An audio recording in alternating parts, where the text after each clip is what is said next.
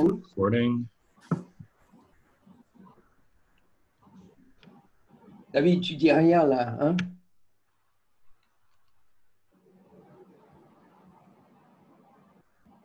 When do we go? Go for it. Go. Okay, good afternoon, everyone.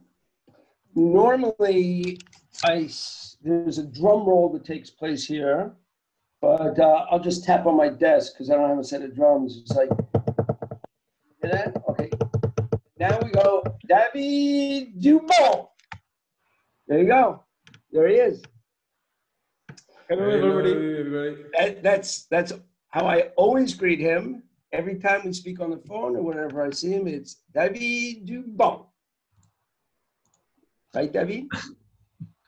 Hi. In any case, it's so good to see you again, and Louis Auguste, the next generation. Louis, are you in charge now, or is it still your dad? No, my father is still in charge. I'm learning. I'm still learning. Okay. All right. Well, I can tell you he's still learning also. Right, David? Qu'est-ce que je dis? Pardon? I said tu apprends toujours. Ah, David or me? You and David, both of you. Yeah. Okay, David, now you're going to have to talk a little bit during this conversation because I can't do all of the talking. Okay? Can somebody unmute him? You're muted, David. Okay. So this is really not David Duband. It's just a puppet that we wound up and he's sitting there. David, can you hear me? Yeah. Okay, good. All right, now say two more words. Tu veux que je te raconte ma vie? Oui, yes. Okay. I think he's connected now. I think we're on board. My parents began the work on the vineyard in the 60s. With nothing, they planted a lot of vineyard in the Haute-Côte de Nuit, in my village, Chevannes. And in the 1968 vintage, they had the opportunity to rent different vines in Nuit Saint-Georges with different proprietary. And but my parents didn't make the wine. They sold grapes in cooperative in Beaune. And in 91, after the school and during the army, I wanted to start the vinification. And I began with just 3 cuvées, Nuit Saint-Georges Village, Nuit Saint-Georges Premier Cru, Autoré, and Les Procès, just with 20 barrels in 91, 92. And 93, a little more with Haute-Côte de Nuit. And my father retired in 95. And I continued the vineyard with 20 hectares. A lot of Haute-Côte de Nuit and more in Nuit Saint-Georges. And in 91, I started the vinification because one proprietor wanted to sell the vine and my Autoré, and my father didn't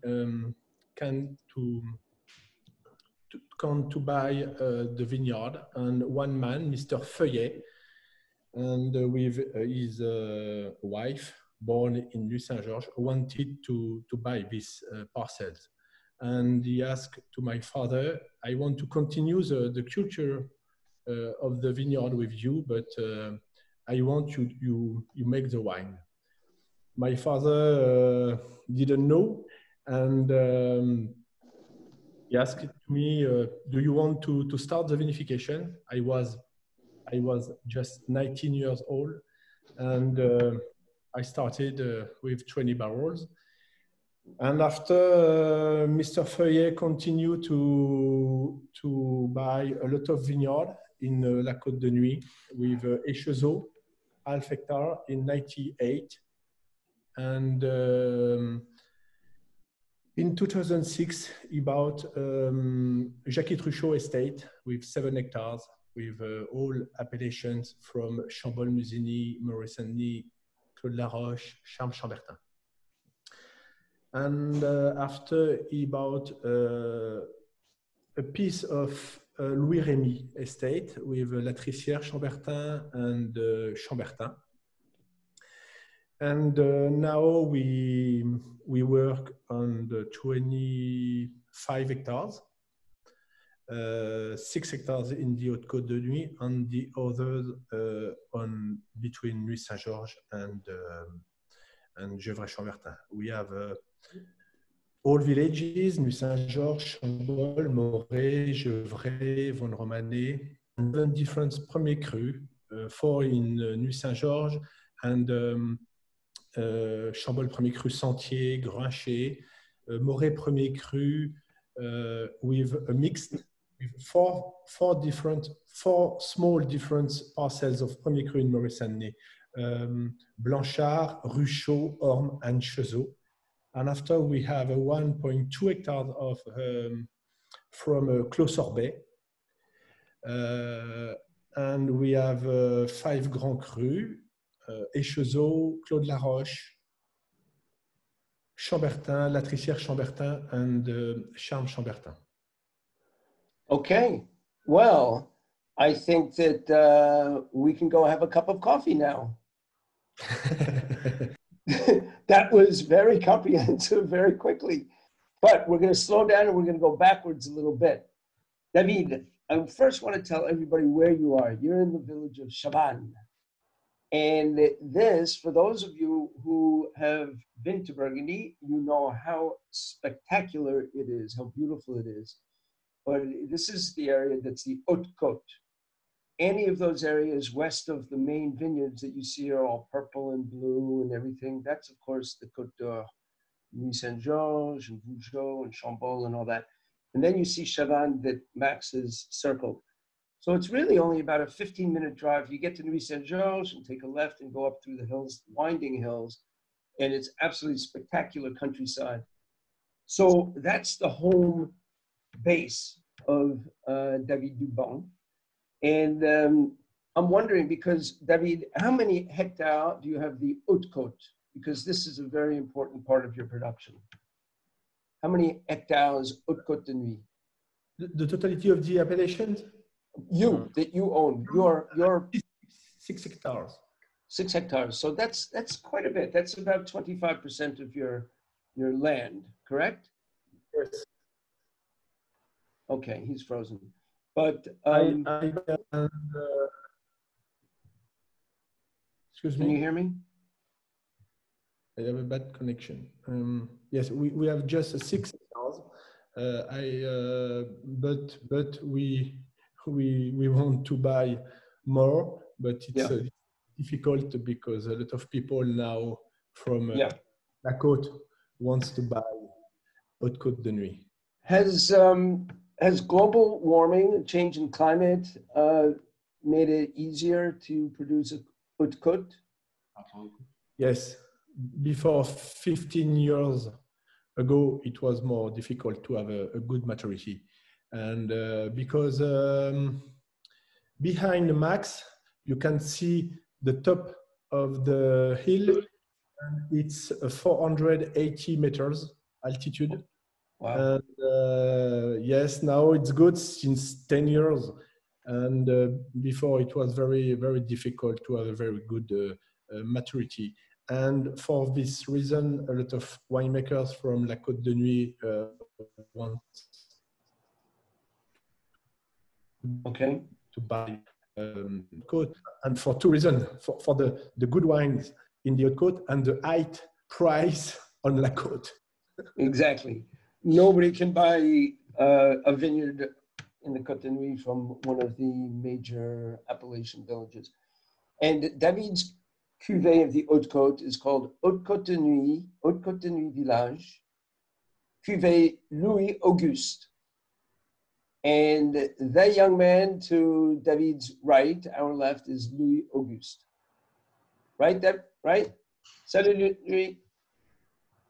not only is he learning how to be a winemaker, but he's a very talented musician. Huh? Yeah. I used to. Yeah, I stopped to. Yeah, I take some class at the music school since I'm young, but now I try to learn my future work as a future winemaker, and yeah, it's so interesting to work actually in the Duban. I'll start on September for my first vintage harvest at the Duban. So yeah, it was very cool, and I expect for the future good things.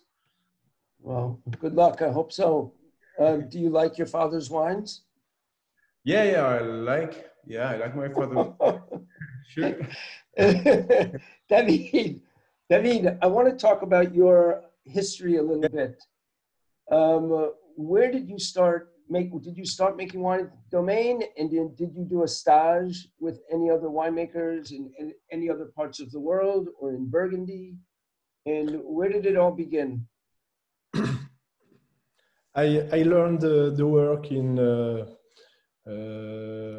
Domaine Arlot à Moret-Saint-Denis, my cousin, Cyprien and Hervé Arlot, in 1987.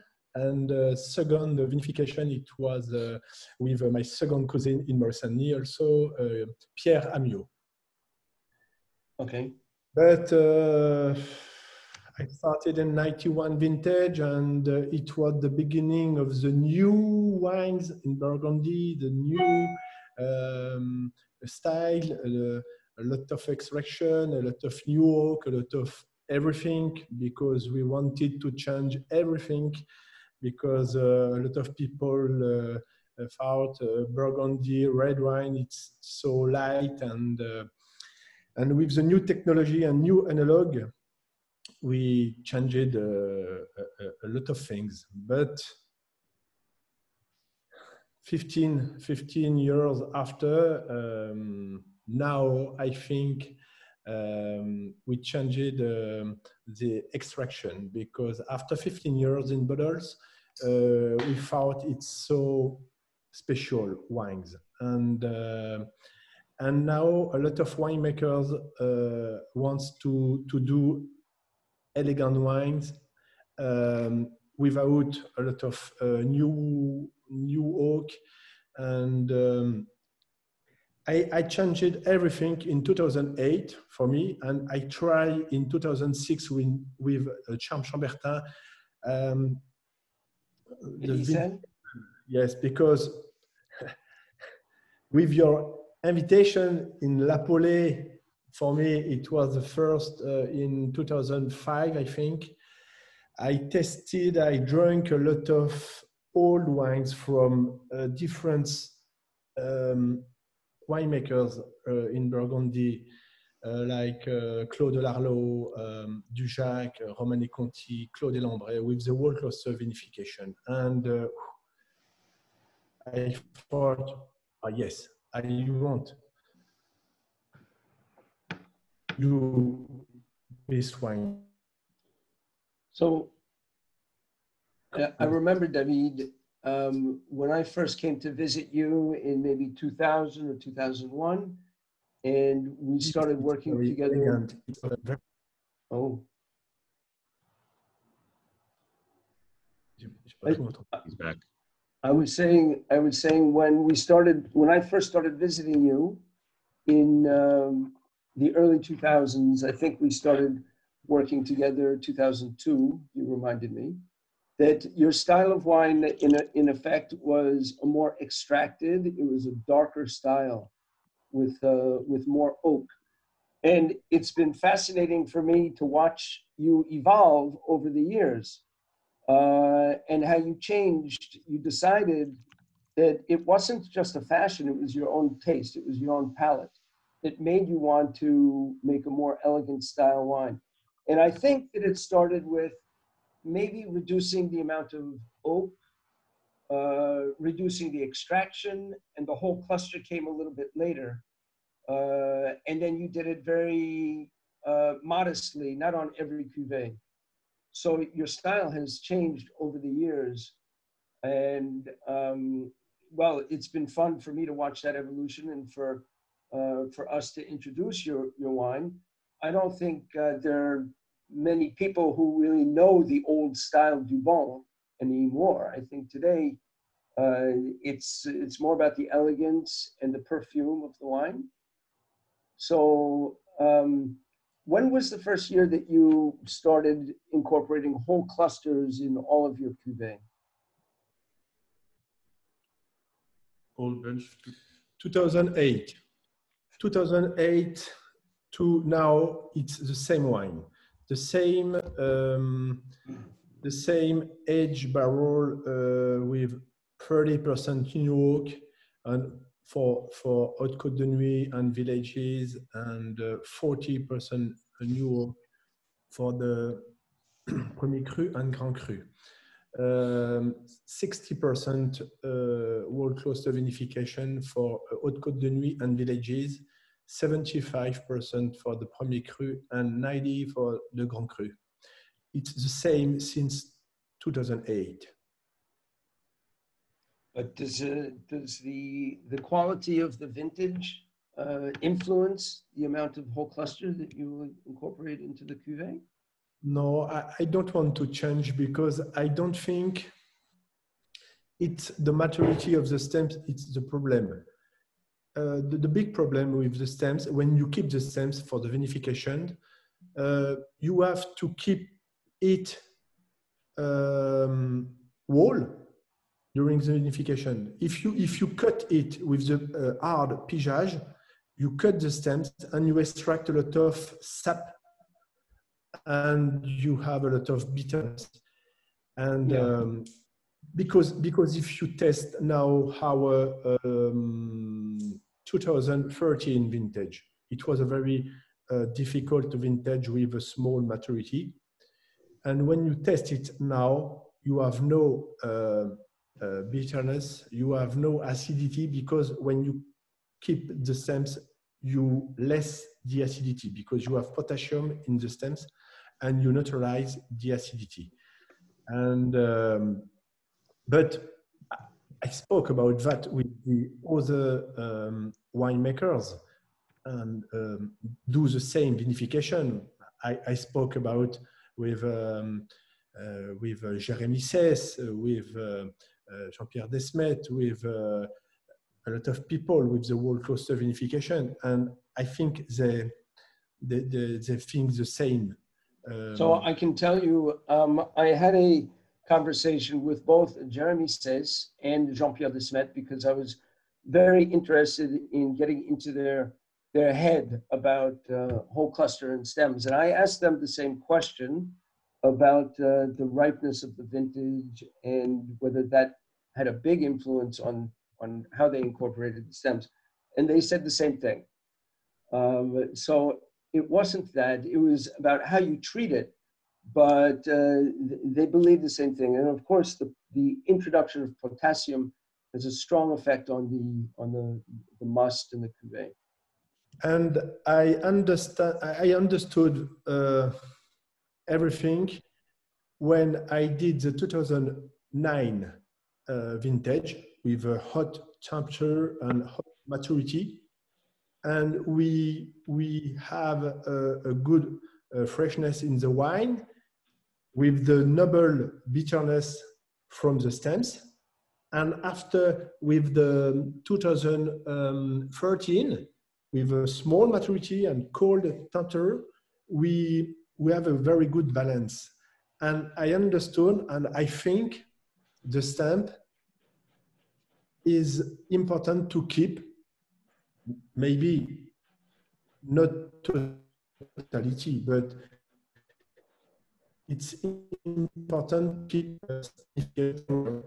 because I think it's, comment on peut dire en français, ça fait partie du raisin et c'est important de le garder avec pour les vinifications, si tu peux traduire. It's part of the grapes and it's important to keep it for the vinification. Okay. I tested the old wine from Dujac in his cellar. I tested 93 vintage. It's a very bad vintage. not very bad, but Yeah, very small. so And usually you have just acidity. You test 93 from Dujac, exceptional. And but I think when I was young, I prefer more extraction, and I didn't like this style. But now, and since 15 years, for me, it's the real Burgundy wine. So, I want to talk about some of your vineyards, some of your appellations, because you listed a lot. It's more than 20, no? 22, 25 different appellations? Yes, 25. 25, yeah. And it's stretched over quite a large area from Nuits Saint-Georges to Chambertin. Do you have a vineyard that you think is always better performing than what you expect from it? You understand the question?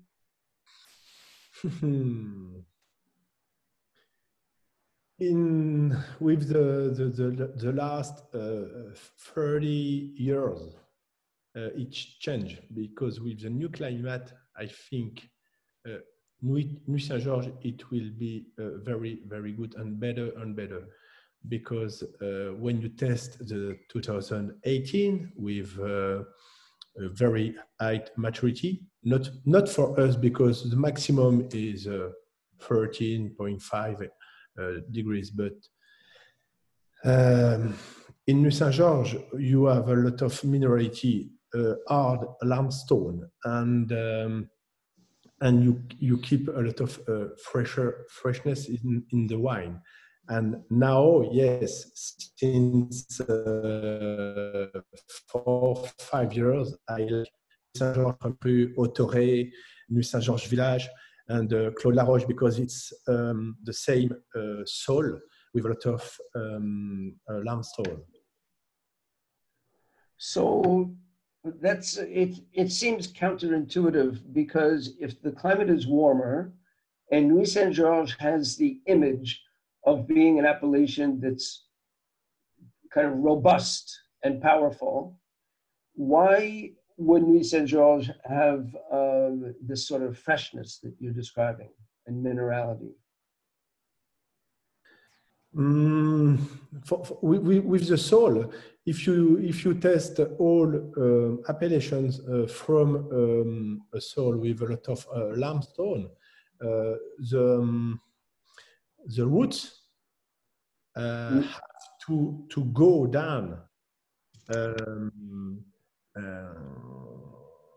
with a long way to have a food, and you extract 20 meters in the soil, you extract a lot of freshness.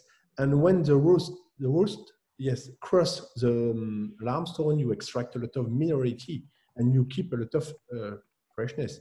Like Puligny-Morachet, for example, it's very different with Chassagne-Morachet and Meursault. I want to take a look at the map of Nuits Saint-Georges again that Max is going to show, because you have quite a bit in Nuits Saint-Georges. And I think that one thing that's worth pointing out is Autoré. Max, if you could circle Autoré, show people. Sure. And then you see La Charmotte and Julien, Saint-Julien, the others. When you go back behind into the Combe, if you can draw an arrow, Max, the Combe, I think you got to get a lot of freshness coming out of the valley in the Combe. And this is one of the elements that contributes to this freshness. I think the vineyards, maybe on the south side, have a reputation of being more powerful, and on the north side, closer to Vaud-Romanée, more elegant. But these close to the village and into the Combe get some cool air also. Am I correct? Yes, I think so. The same for Chambertin and Mazoyères Chambertin. Mazoyères Chambertin and La Trissière Chambertin, it's just after the Comte Grisard, a little valley in the forest, and you have a cold wind every time. As in Chambol. Yes, as in Chambol. Chambol, yeah. And tu vois la Comte.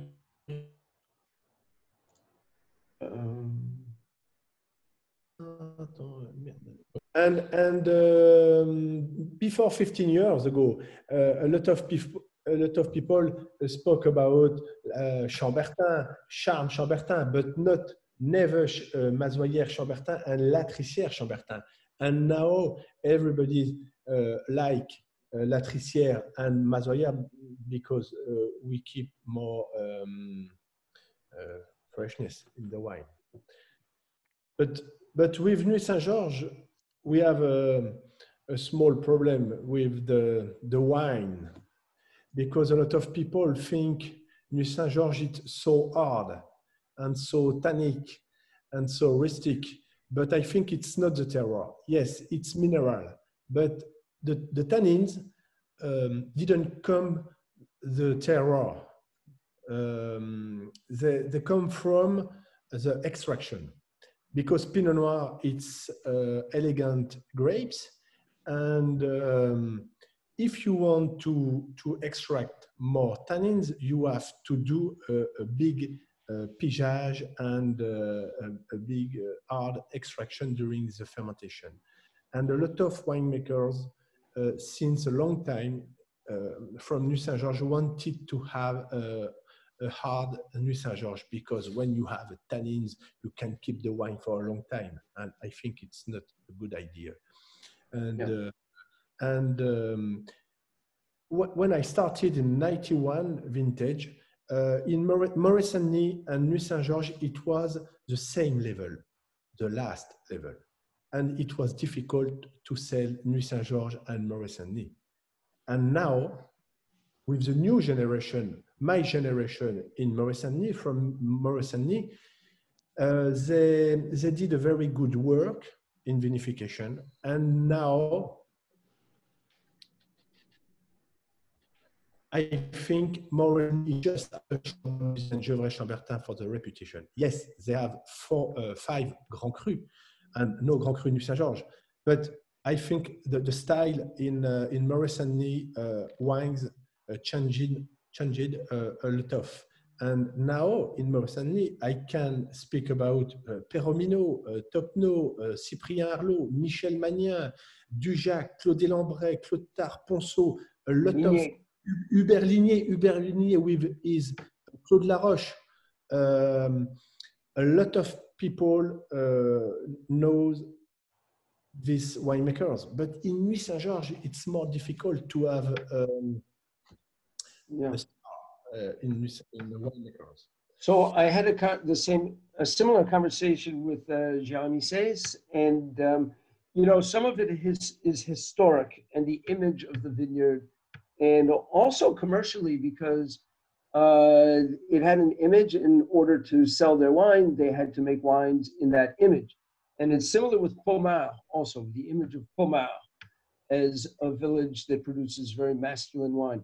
Last week, we spoke to Guillaume Lavolée from Jeannot Boulanger, and he makes Pommard in a very elegant style Pommard. We had this conversation, same conversation, as well with Jérémy Says, who feels like Maurice Saint-Denis did not get the respect that it deserves because of the image of the village.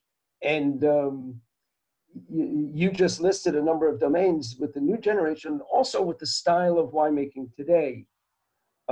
People are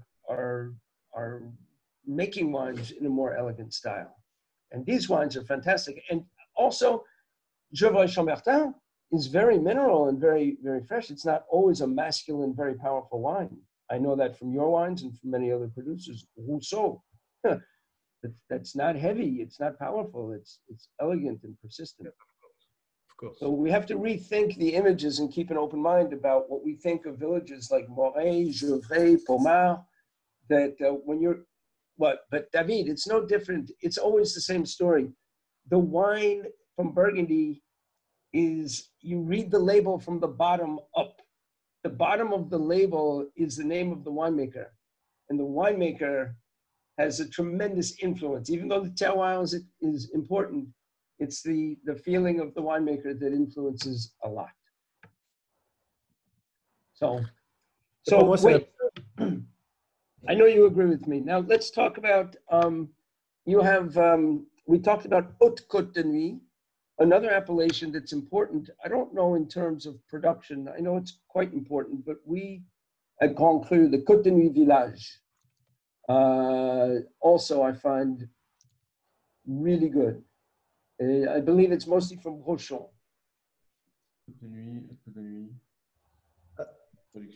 Alors, Côte de Nuit Village. Haute Côte de Nuit, Louis Auguste, it's No, not Haute Côte, the Côte de Nuit Village. Le Côte de Nuit Village, it's I buy grapes since 15 years. I do the organic treatment for the winemaker because I want to buy the same grapes like our estate in organic. We buy from Brochon 1 hectare. It's 5,000 bottles. And now we rent 1 hectare in Comblanchien and Corgaulois since 19 vintage. And you blend them together? Not during the vinification because it's necessary to have 3-4 different tanks for the vinification. But after, yes, just one cuvée because. But do you find a big difference between the Côte de Nuit Village expression in Brochon and in Corgaulois, Comblanchien?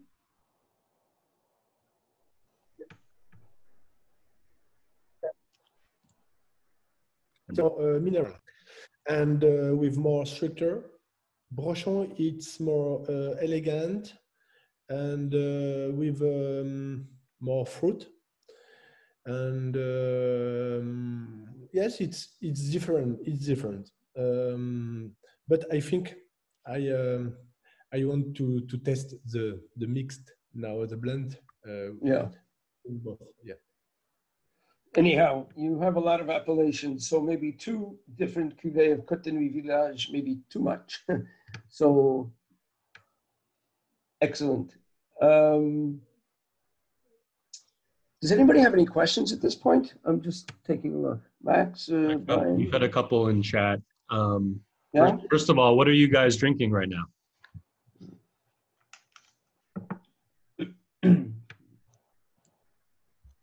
Moët Saint-Denis? Claude Lavoche. Claude Lavoche. Claude Lavoche 11. Oh, David, I have to tell you, the other day, 2 days over the weekend, I opened Chambon Musée de Grancher 2008. And I remember the wine when it was young, because 2008 was a little bit tight, a little bit strict. And right now, I opened it the other day, and I only wanted to have 1 glass, maybe 1.5, maybe 2 glasses. The whole bottle went down. Yeah, and it was my first surprise with the whole cluster vinification. You know, you importers come in for the tasting the new vintage 1 year after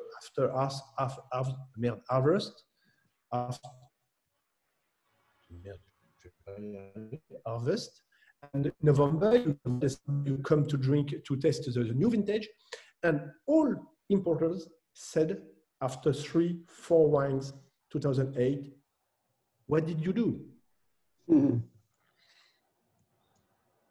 We can't understand because we tested a lot of this week, a lot of 2008 red wine from La Côte de Nuit, and usually it's a little more hard, it's a little more tannic, and but here it's very elegant and wow. Change. I put and I keep a 60-90% whole cluster vinification. No, it's not possible. Usually, when you keep the stems, you have a lot of green tannins and bitterness. But yes, I keep it. And for me, it was my first surprise with roller coaster. No, it was fantastic. Really silky, and you get the aromatics of the whole cluster, a little spiciness, a little floral aromatic, but it helps also having an amazing terroir like Chambord-Musigny and also Grinché. Not so bad.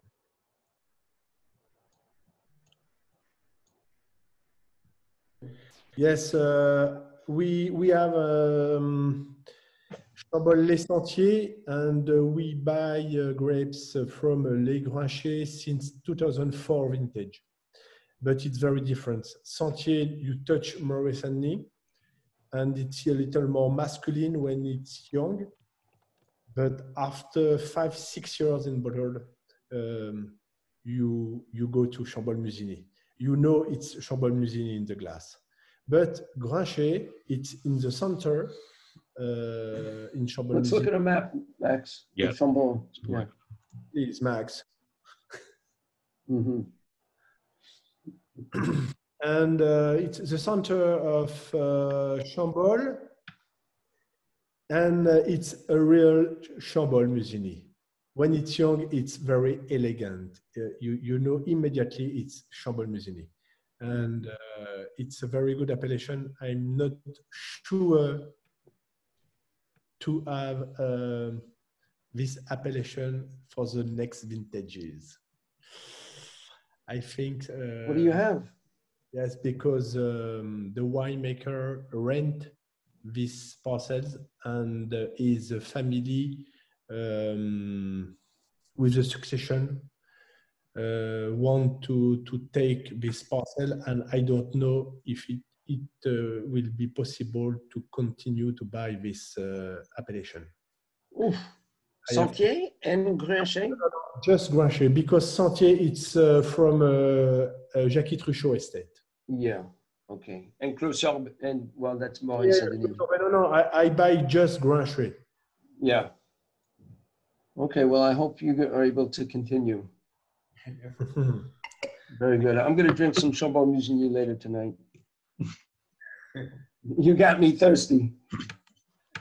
Any other questions? Yeah, David, we have a couple other questions from the chat. We already talked a bit about New Saint-Georges, but are there other terroirs that you have seen change over the years as temperatures have increased because of global warming?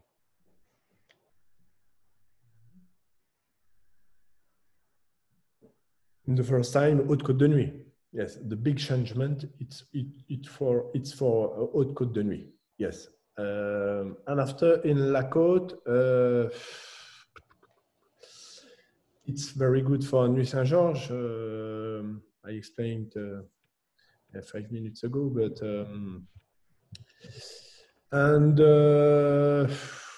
for the moment, for me and for a lot of winemakers, the new climate. It's good for the quality. I prefer to drink the vintages between 2007, 2003, and 19 vintage.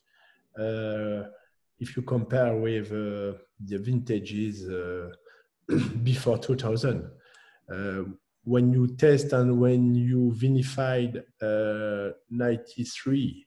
4, 5, 6 vintages, it was very maturity. It was very small, and for me. But I don't know for the future because, for example, now, if the same weather for the next 2 months, we will do harvest the 20th of August, 25th.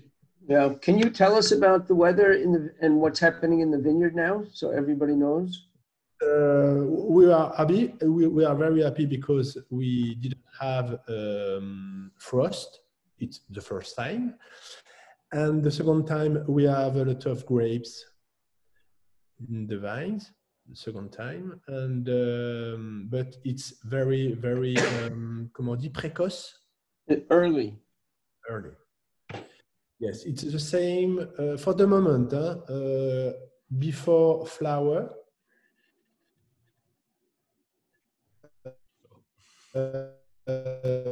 it's the same 2007 and 2011. Oh yeah, But 2011. Okay. we hope a good temperature at the morning for the next days, because during the flower, if you have the same morning temperature like the last Saturday, 7 degrees, you have a coulure, I don't know the name in English, and you lost a lot of berries. And Yeah, shot berries. Are you saying when are you expecting flowering? in Côte de Nuit, maybe the 23rd of May. Maybe, yes. And the weather looks good still, no? Yeah. And, next week for the Tuesday, just 5-6 degrees on the morning. Oh, I think it will not the flower in Côte de Nuit and Côte de Beaune, and it's not a problem. No, I think it's good. And after the flower, if it's a good flower, it will be the hails and healthy. yes. Yeah. Monday looks like it's going to be cold. 4 degrees. Okay. Well, good luck. So can we talk about Maurice Saint-Denis? We talked about it a little bit, but the Premier Cru cuvée that you make, I know it comes from how many? 4 or 5 different Premier Cru? In Maurice Saint-Denis, we have 5 different Premier Cru sorbet for 1.2 hectares with just one cuvée, le Clos Sorbet. And then the cuvée of Premier Cru? Yes. And the second cuvée, Maurice Saint-Denis Premier Cru, without name, it's come from les les Ruchaux, just near les Sentiers, yes. Les Blanchards, les Ruchaux, pardon, Dormes et les Chezeaux. Excuse me. Yes. Chezeaux. Yeah. And Chezeaux. And because it's very parcel, I vinify together and to have a very good cuvée. All come from Truchot Estate and Louis Remy Estate. Oh, which ones were from Louis Remy and which ones from Truchot?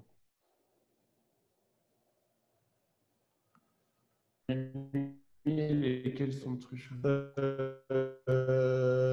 Ruchot, Blanchard, and a piece of half of Chezeaux and Clos des Ormes. Ormes, it's Truchot, and a little bit Ormes and Chezeaux from Louis Remy. Okay. The Maurice Saint-Denis Premier Cru without name, with the 4 parcels, it's a little more around. And Clos Sorbet, it's more mineral, and it's more straight wine. Do any of our salespeople or any of the people on the screen have any questions for David? Yeah, we do have a couple more questions. David, going back to the question of global warming and adapting to a warmer climate, how do you balance the potential alcohol levels in the grapes with the phenolic maturity? Do you have to sacrifice one for the other? Now, with the new climate since a few years, you have to organize the work with a lot of people, a lot of workers, because you have with in this moment, for example, we did the first treatment, organic treatment, Monday. We had a lot of rain Tuesday, and we have to do the second treatment tomorrow. And it's necessary to do the organic treatment in one day. With 25 hectares, it's necessary to have a lot of people. We have 4 different engines to do that. And it's the same for the harvest.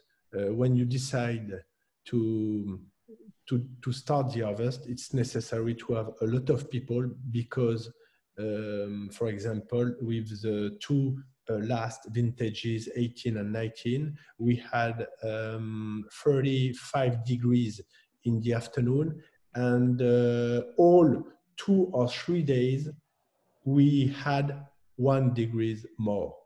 And it's necessary to cut 25 hectares in 10 days. With the Haute Côte, we have Haute Côte de Nuit, we have 10 days difference for the coat. And last year, I did the harvest in 12 days for 35 hectares because I buy some grapes in Côte and the Haute Côte.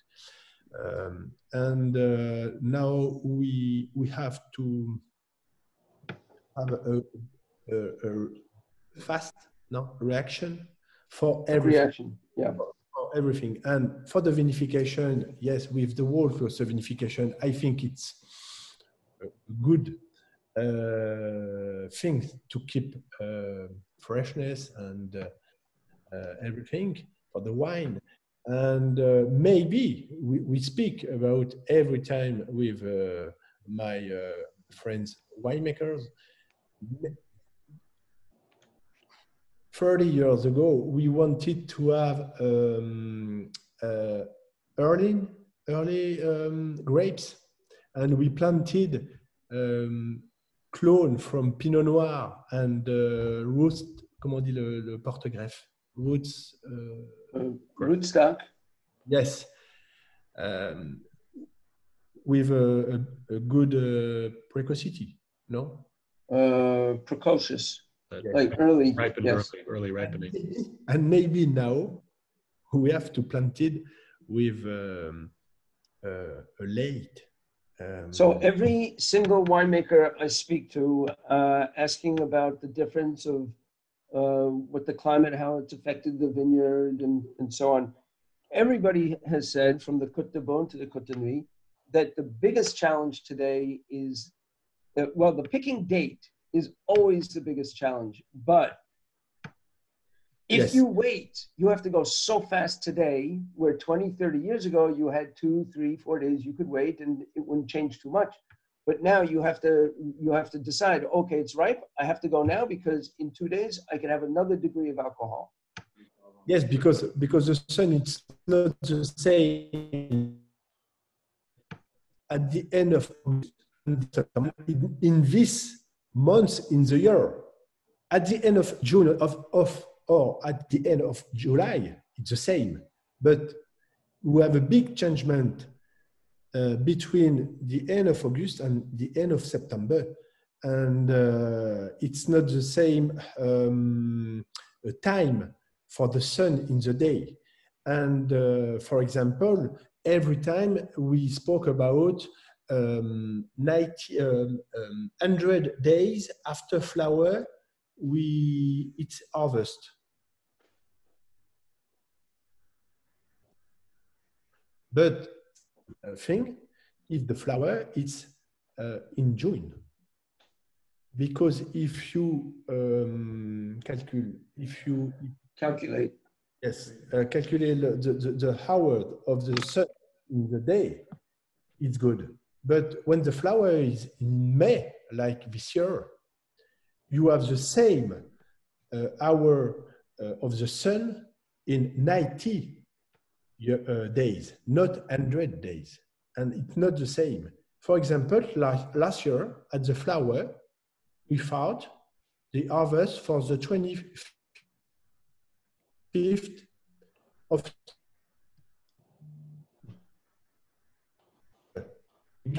and some winemakers began the 25th of August. I can't understand. September, excuse me. And now I think a lot, 3-4 winemakers on La Côte de Nuit usually began the harvest 2 weeks or 1 week after everybody. I don't know to speak about the name. Also? Yes, for example. And I think now it's not possible. It's not possible. Well, times have changed. I remember speaking to Henri Jaillet in 2005, okay, about the 2003 harvest, because 2003 was the first time that you really experienced August harvest for, well, many years. Before that was the last time you had a harvest. And Henri Jaillet said some people pick too early, and the vine needs 100 days to reach phenolic maturity. But today, I don't think he would say that. He would probably say 90, 95 days. So I think now we begin to have the same problem like the hot countries. Because, for example, when I spoke about that 10 years ago with my friends from Languedoc-Roussillon or Châteauneuf-du-Pape or in California,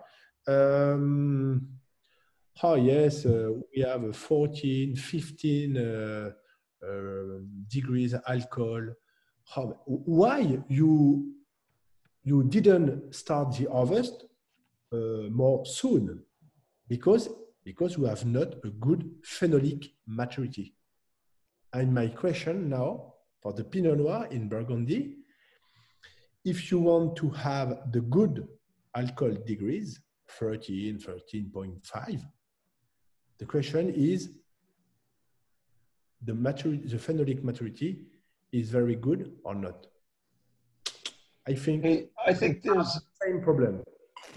Let's have, and somebody has another question. And David, je vais te le dire en français. T'as pas une bouteille à mettre sur le nez?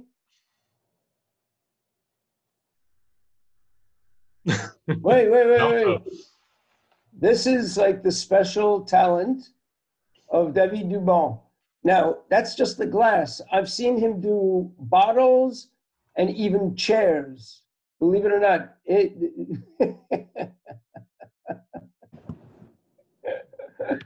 Oh, David Duban. Any other questions? Yeah, there's a question kind of for both of you, David and Louis Auguste. David, you mentioned liking the more extracted style of Pinot Noir when you were young, and then your taste changed towards the more whole cluster, more elegant and fresh style. Louis Auguste, do you have the same palate as your father? I think the point is I actually like the wine he didn't like before he was my age. You understand what I mean? So that's a good point maybe for the future of the domain. And yes, so I think we're gonna keep going in this way for the kind of the wine, like elegant wine, and yeah, because I like it. So yeah. So you like the wines that your father is making now? Yeah, that's what I wanted to say. Oh, good. Good answer. You gave the right answer there. Not all wines. No, but it's my father's wines, but I compare the other wine I taste and that not far from the style of my father. So I can say that I like this kind of wine. Are there other young vignerons around the same age as you who are working with their parents that you speak with and taste with? Yeah. Or even in different countries, or I was in Australia doing a vintage, but I spent only 1 month because of virus, so I had to come back in Burgundy, and I had tasted some wines like Burgundy. I like. So yeah, I can say I like not not big extraction, but light one, and yeah, maybe the same thing for the bunches. It's a good thing to keep it, I think, because I had tasted some with, some without, and sometimes I prefer with, and sometimes I prefer without, but all wines are different, so maybe complicated to choose one I prefer, but yeah, that kind of light wine I like, yeah. Okay, well, unless there are any other questions which we can ask, I would like to say a very big merci to you, Louis Auguste, David. Anybody else? No, everybody else for joining. David, I hope to see you in Burgundy very soon. Yeah, I hope. I'm getting tired, believe it or not, I'm getting a little tired of Brooklyn. Yeah. Yeah. All the restaurants are closed. The best restaurants in the world are here, and I can't go to any of them. We will drink a lot of when we will see. Yeah, I can't wait. Yeah. All right, thanks everybody. Thank you. Thank you, everybody. Thank you for your time. Thank you.